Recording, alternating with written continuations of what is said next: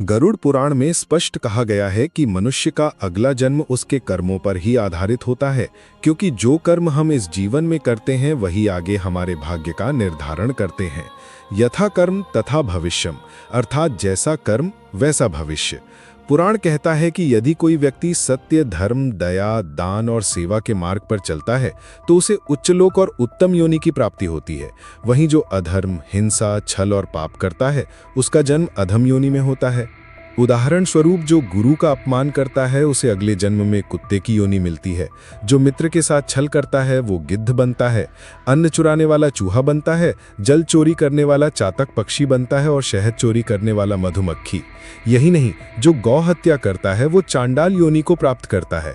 शास्त्रों में कहा गया है कि कर्म भूमौ ही मनुष्याणाम केवलम कर्म संभवः, शुभाशुभस्य लोकानाम कर्मणा भवति स्थितिः। अर्थात इस पृथ्वी लोक पर केवल कर्म ही मनुष्य का आधार है। शुभ कर्म करने वाले उच्च लोक पाते हैं और अशुभ कर्म करने वाले अधोलोक। इसी प्रकार गरुड़ पुराण हमें ये भी समझाता है कि यदि मनुष्य धर्म और करुणा के साथ जीवन जीता है तो उसे अगले जन्म में सुख, समृद्धि और मुक्ति तक प्राप्त हो सकती है। लेकिन यदि वह पाप पथ पर चलता है तो उसे दुख, पतन और नरक का अनुभव करना पड़ता है। इसलिए मनुष्य को ये कभी नहीं भूलना चाहिए कि धन, मान और परिवार मृत्यु के साथ छूट जाते हैं। धनानि भूमौ पशवः च गोष्ठे, भार्या गृहद्वारी जनाः च श्मशाने, देहश्चितायां परित्यज्य जातः, कर्मानुगो जातु चिरम न व्याति।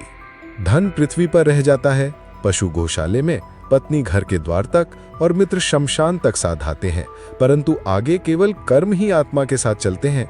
इसलिए यदि अगला जन्म श्रेष्ठ और शुभ चाहिए तो आज ही अच्छे कर्मों का संकल्प करें, क्योंकि यही सच्चा धर्म है और यही गरुड़ पुराण का सार।